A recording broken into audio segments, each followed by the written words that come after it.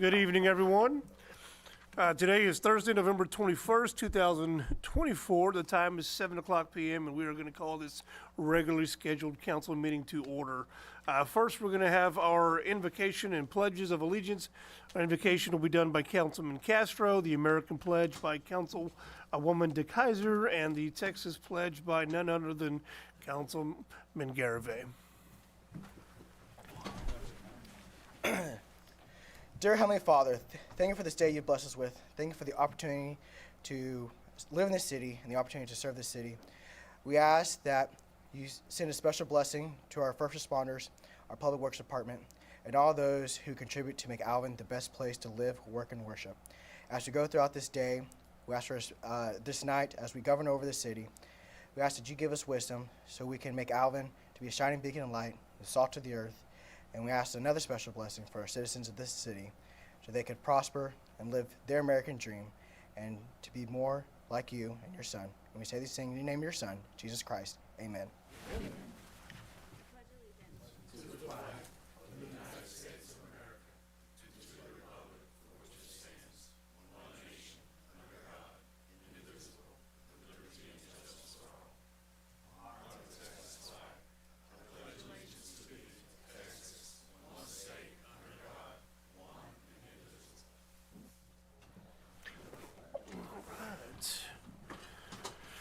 Okay, first off, we're going to have a presentation from the fire department with their annual departmental presentation. Chief, the floor is yours. Thank you, Mayor.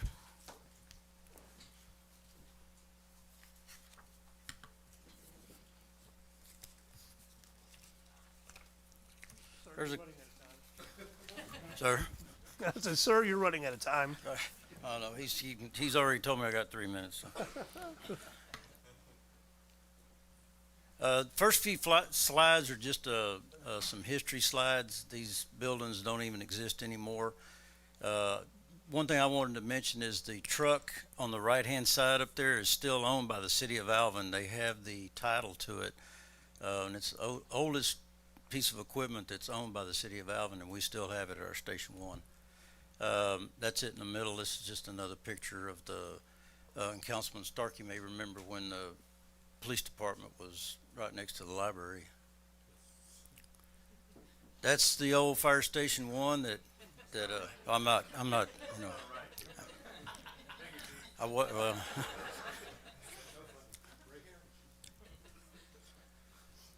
I was just referring to the police department part of it, not the.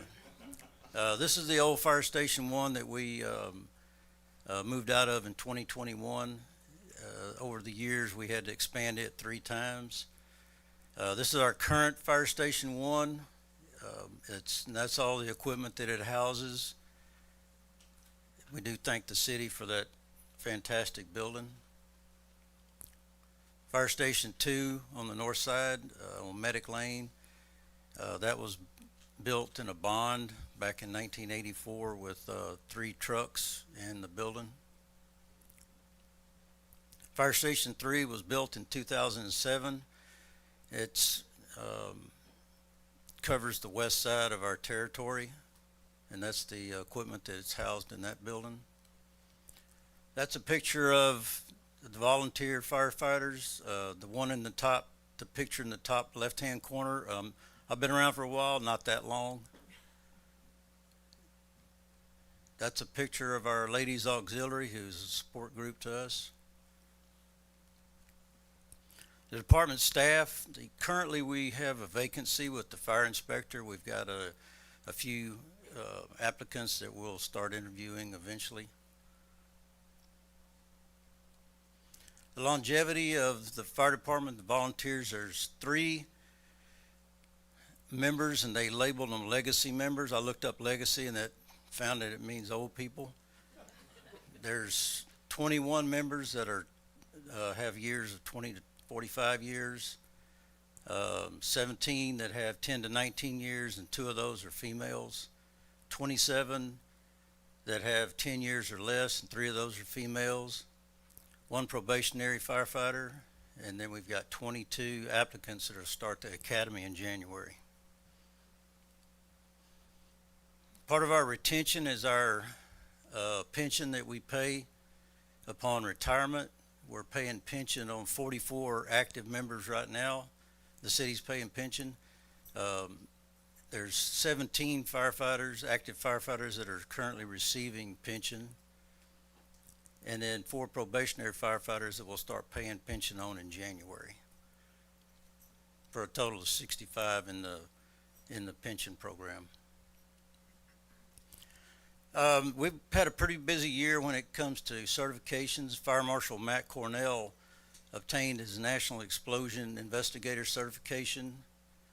Matt, Sean, and Stephen all passed their basic fire marshal certification. We had 42 certifications issued to the volunteers, 2 more master firefighters, and 3 master instructor certifications. 12 TCFP certifications issued, and 13 members have completed a traffic incident management train-the-trainer and emergency vehicle operations class. Some of the achievements this year: Assistant Chief Matt Glaze was chosen by the National Fallen Firefighters Foundation to be a family escort at their memorial weekend in May. We received a grant that Dixie Hughes, she was the one that was driving that, for some more fire prevention materials and literature. We doubled the attendance on our annual Crampota 5K Smoke Eater Fun Run. And currently we have members in the department that are participating at different fire service organizations at the county, state, district, and the national level. And we're pretty proud of the fact that several members of our department have gotten career opportunities from being in the volunteer fire department. We've got 4 of them that have, this year in 2024, that have gone to work for a paid fire department as a paid firefighter, but they still are volunteers here. 2 other ones are currently in the hiring process, and I just found out yesterday, Monday, that one of them did get accepted to Rosenberg. So our calls for service, we've been pretty busy this year. That number on the end down there is up to 849 as of this afternoon. 850, excuse me, as of this afternoon. The drought didn't help the call volume. This is a breakdown of all the volunteer hours, training, on scene, other activities, and fire prevention. We'd like to see it where we were had most of our time spent on fire prevention and less time spent on scene. Fire Marshal's office has been pretty busy. This last year they've had 1,695 inspections, 10 fire investigations, 13 fire prevention events, and that was they tracked that, and it was 2,645 people that they had contacts with. Plan reviews, and then PDMs, and then special events, stuff like November Fest and Frontier Day, where they do the inspections. They've did 707 inspections this year, so that's minus 1 person in that department. One of the upgrades we did this year was we bought new pagers, and we're currently getting those programs. When the police department went to the digital dispatching, our pagers were not going to work with those anymore. This is will enhance our ability. It'll also simplify the dispatch process for the telecommunicators down at the police department, which I'm sure they're happy about. Last slide is some other upgrades we've made. We've done replaced some emergency lighting and scene lighting on some of our trucks that were getting a little outdated. And we've also upgraded some of our monitoring equipment for IDLH atmospheres and scene safety. And we bought some extra thermal cameras. That's my presentation. Did I make it? 4 minutes. 4? No. Any questions for the fire chief? Questions on the side? Chief, thank you so much. We Thank you. appreciate all you and your team does. Y'all save us an invaluable amount of money with your volunteer team, and I know you guys answer the call day and night, holidays or not. We're thankful. Thank you, sir.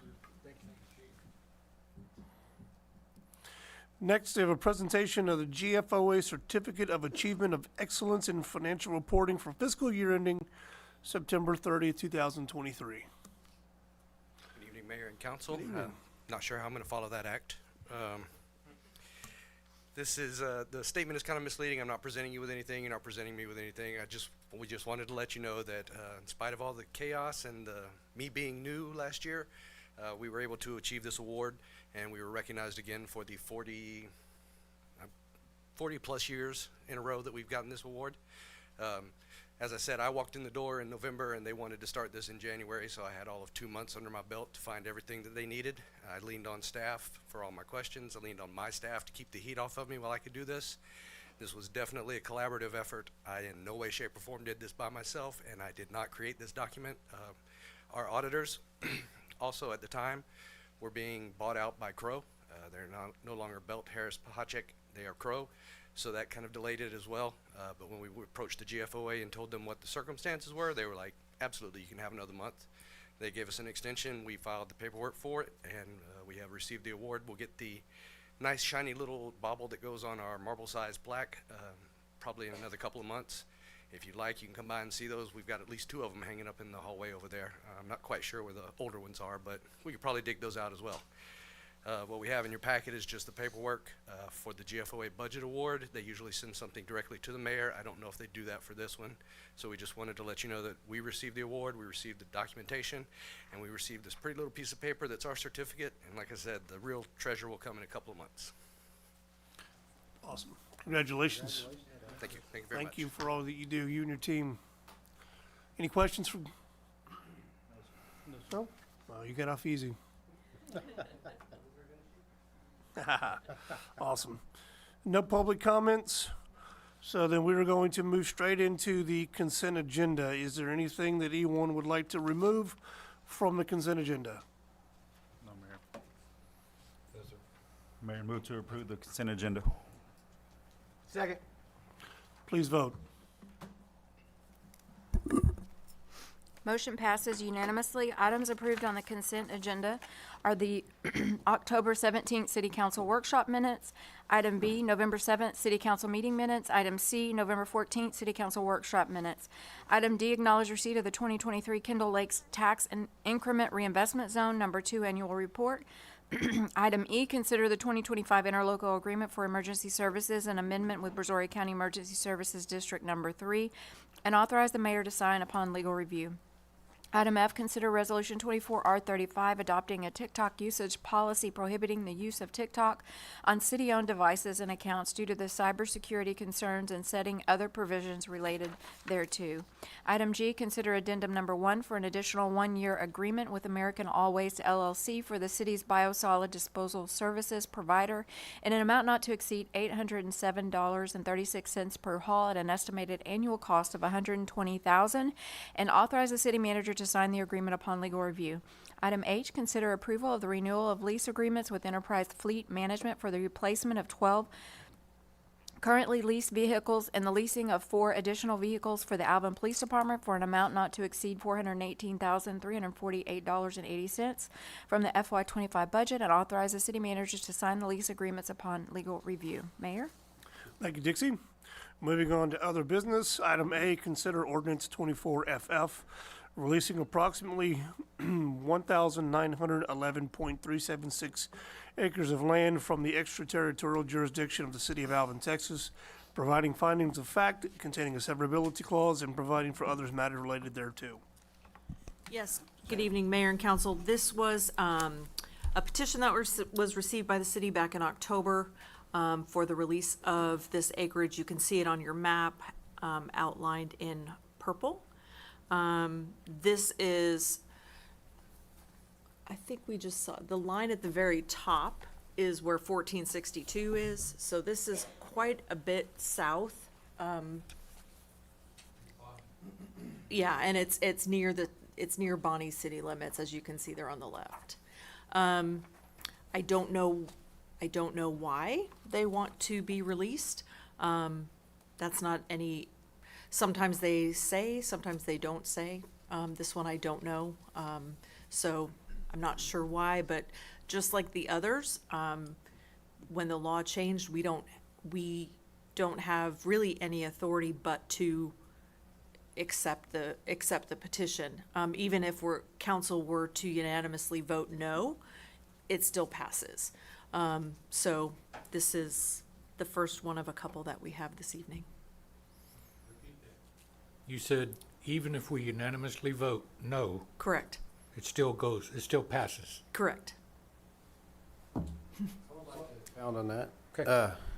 I would suggest that, because I know some cities have this in litigation with the state, that it doesn't slow down or speed up the process of that, right? Of releasing it. Correct. There's no effect one way or the other.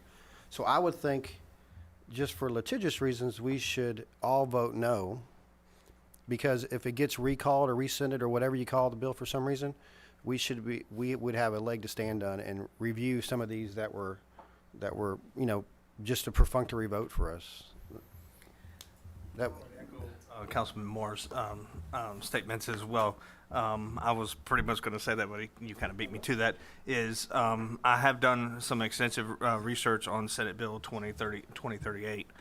And yes, and for the life of me, I don't know why we're not actually a part of that lawsuit. I think we should. That's just my personal opinion, because we have 4 requests before us, and we already have one previously. And I agree. If we vote yes for this, that basically says that we agree with the Senate and the House. Fortunately, that's an unfunded mandate, and I personally think that they put that on us, and they put a burden on us. They probably had good intention, which I saw Senator Betancourt's information about that Senate bill and what his intentions were, and it was good intentions. But when you propose a bill and you pass a bill, even though it might be a benefit here, it had a negative impact for all of us down here. And this is a negative impact to us, and that's why I personally feel that I could never support anything of this particular legislation. But I will also further say that why didn't we reach out to them? If you got a proposal over 30 days ago about this, saying why, did we offer any incentives to them for not? Are they developing the land? What's the reasoning? I'm not aware. I don't know whether or not they had met with Michelle. I don't know if there were conversations. I did not reach out to them. I don't know if there were prior conversations about this like there were. I think that's a Good. very huge thing that I need to know, being on council, that what's going on with this property. Are we doing something as policymakers that are negatively impacting potential development that can be in the city? Are we doing something wrong?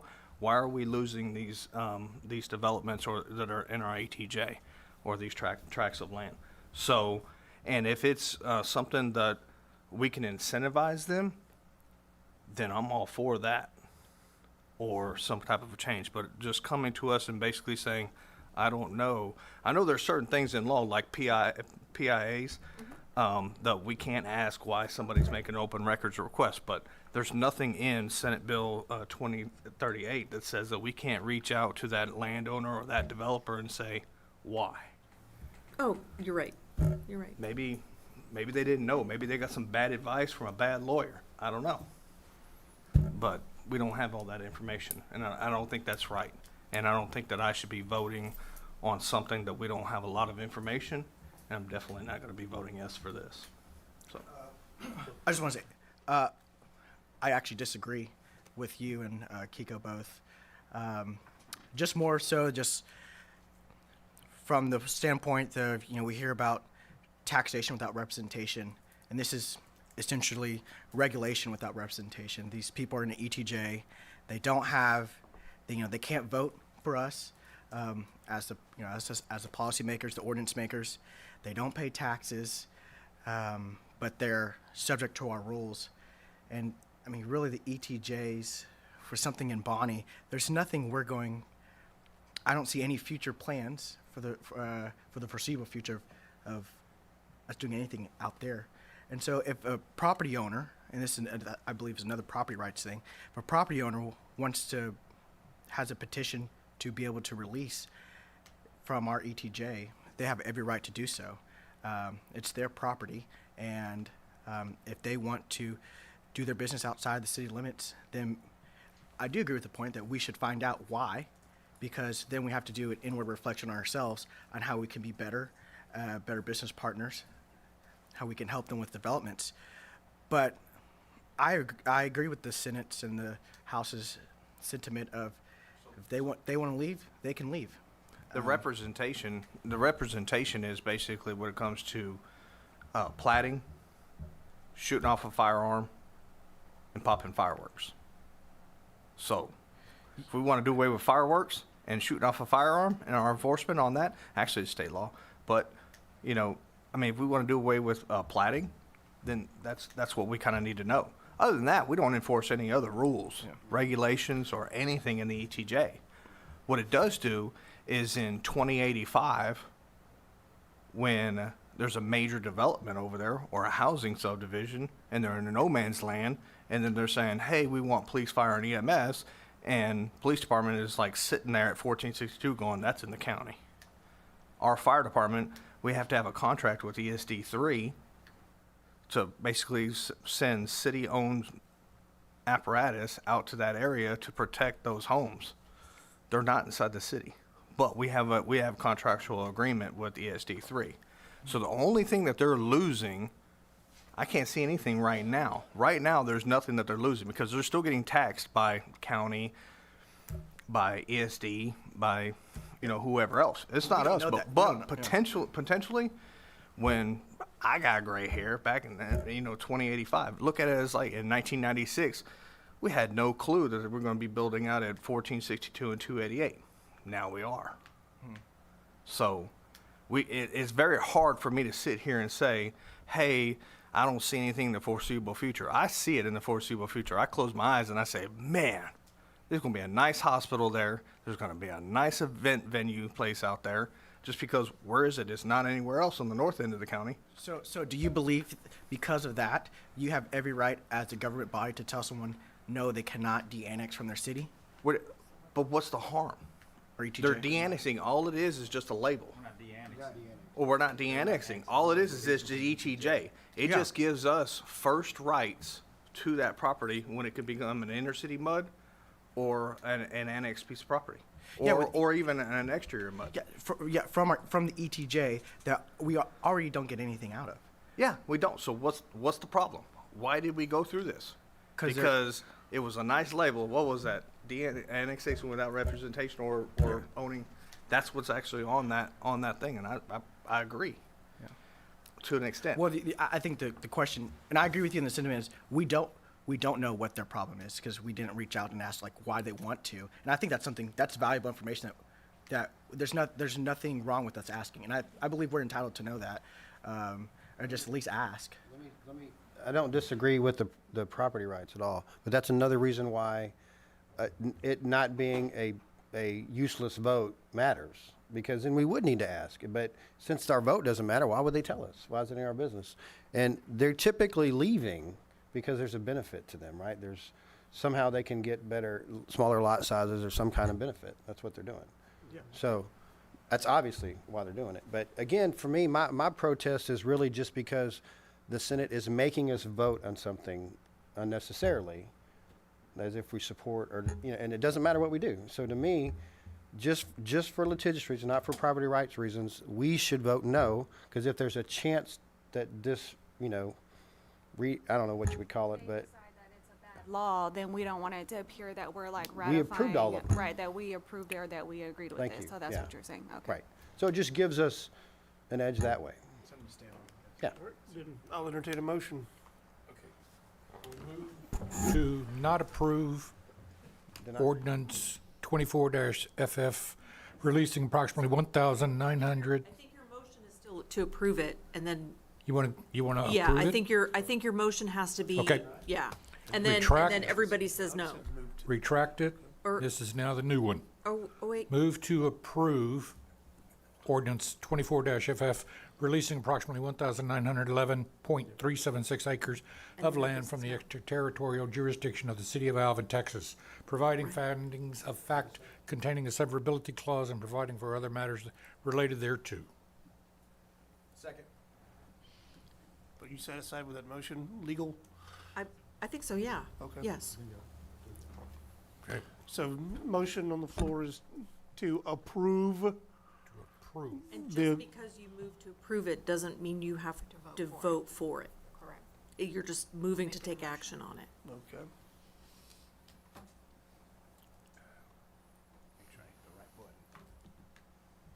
Has everyone voted? Motion does not pass, with everyone voting no and Councilmember Castro voting yes. And I will just say, before we do these next ones, I will do a better job of trying to reach out. The next one I did reach out, I did not hear back from the lawyer, but I will do a better job of that in the future. You didn't have any idea that we wanted to know that, though, so. Well, but we brought it up the last time, so thank you for that, but I'll do a better job on that. To see, Sure. you know, what it is that we Sure. can do better. Yeah, Item B, consider ordinance 24GG releasing approximately 340 acres of land from the extraterritorial jurisdiction of the city of Alvin, Texas, providing findings of fact containing a severability clause and providing for other matters related thereto. okay, council, I'm gonna actually take 24GG and 24HH together, because Mr. Wilburn is also the owner of SF Brazoria LLC. So he has the first property is in his name, and then the second two parcels are in the name of the LLC, but they're all his parcels. This property, Ron Rosenwald is back, limited part-time, and I tried to see if he had time to help me do a better map, and he did not. So I tried to show y'all where this is.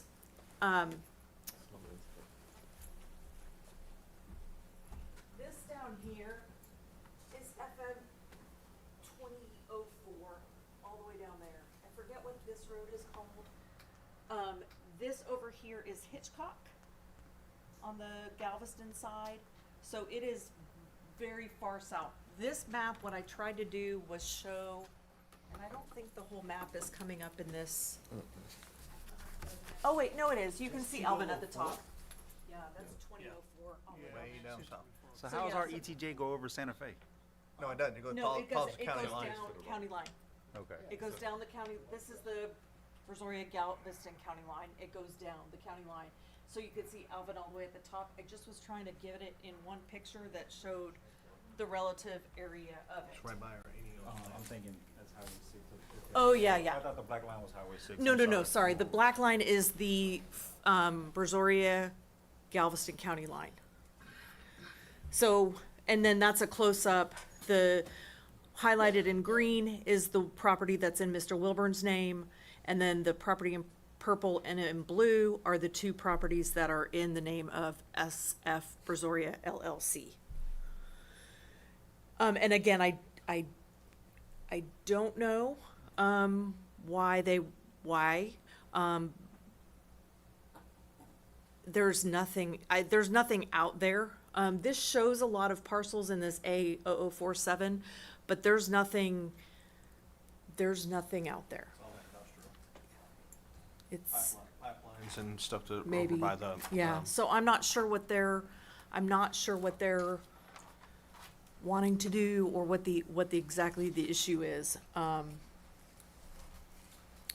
Unlike, There's a Blit Basin all out there. It's gotta I'm be- sorry? I said, that's Joe Wilburn, he owns the base property out there in Hitchcock and all that, so this has gotta be some, just expansion of commercial development, I would think.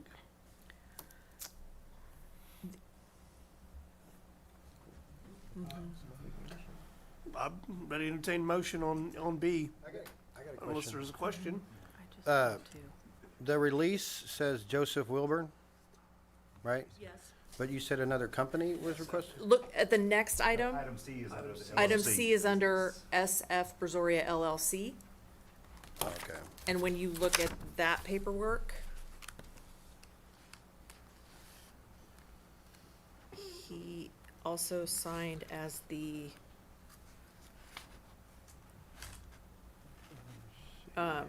he's the managing member of that LLC.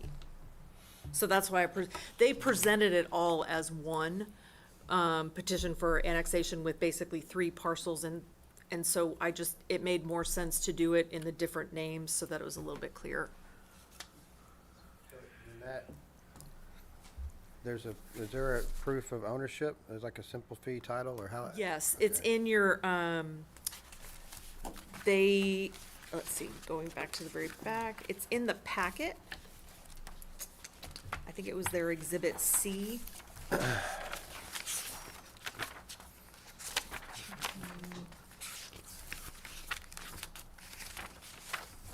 let's see. I think their packet got, if you look on the first one, you see it. I see on the CAD printout here. Yeah. That they changed it Yes.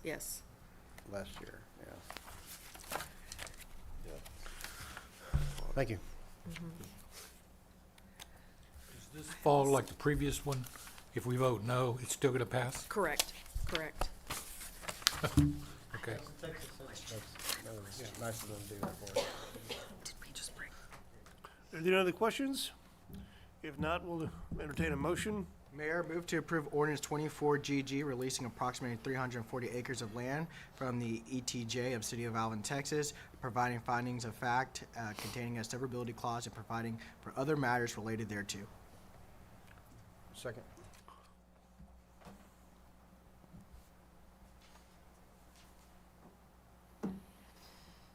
Motion is denied with Councilmember Vaughn and Castro voting yes. You hit the wrong button, I said.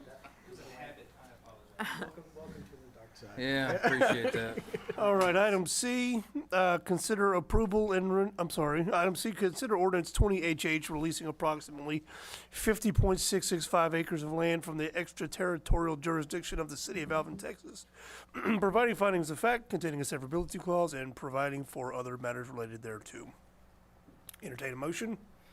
Mayor, move to approve ordinance 24HH, releasing approximately 50.665 acres of land from the ETJ of the City of Alvin, Texas, providing findings of fact containing a severability clause and providing for other matters related thereto. Second. Please vote. Motion denied with Councilmember Castro voting yes. Okay. Item D, consider if any requests from the individual council members for any item or items to be placed on the upcoming agenda for the next regularly scheduled meeting. Councilman Garvey? Mayor, I'd like to get the council's consideration to amend the personnel policy to recognize Veterans Day as a city holiday. I wasn't at ease when I realized that our city employees were working on Veterans Day. I'm sure we have a handful, if not quite a bit of veterans who are employed by us. And it's just, to me, that's the right thing to do. Agreed. I wasn't okay with that, so I'd like to put that on the next agenda. Thank you. Good. Yes, I need a second for that. Okay. That's Tyler? it, sir. Nothing? Yep, Mayor, I'd like to propose that we have a city council workshop on December 5th prior to the city council meeting. Would like to make a presentation to city council on a possible proposal or discussion on annexation strategy, and also which would include property owners, developers, and potential business owner incentives, and protecting the future growth of Alvin, and providing also incentives to owners and developers of the beautification of property and buildings and other matters related. Are you gonna provide dinner? Is that a normal course of business? We only got 30 minutes. You requested a specific date. Do we know if that date's available? I don't think we have a workshop scheduled for the 5th. The 5th? We have A 5th, or do we have a? Not that I'm aware of. No. Yeah. Okay, I think it was Does council want to could- humor Martin? Okay. All right, Martin. Bring me a Diet Coke and I'll be there. stuff like that. Requesting staff's input on any of this, or is it a presentation that you're gonna Be do? a presentation for right now, then we'll discuss a Okay. timeline and a strategy associated with that based upon whatever a city council Okay. recommends during that proposal. Okay. Yep. Thank you. Councilman Vaughn? Not today, sir. All right. Nothing, sir. I'd also like to present. I'm just kidding. No, I'm good. Nothing, sir. Good. Okay. Very good. Reports from city manager. Yes, Mayor and Council, all non-emergency city offices will be closed Wednesday and Thursday of next week for Thanksgiving. Garbage will not be collected on Thursday, but will resume on Friday, with the schedule running a day behind through Saturday. Home for the holidays is Friday, December 6th from 6 to 8 p.m. at National Oak Park, and December 7th from 10 a.m. to 6 p.m. with the light parade starting at 6 p.m. I did send you all an email asking you to reserve for the float, and I need that back by December 2nd. Lastly, we encourage citizens and business owners to participate in a quick online survey to provide feedback for the comprehensive plan initiative. The survey is available up until January 3rd, 2025, and can be accessed on the city's homepage of the city's website. Thank you. Any interest from mayor, council for community stuff? Glenn, you got anything? Nothing. Nothing. No, sir. No, sir. Can't let them go without, so real quick.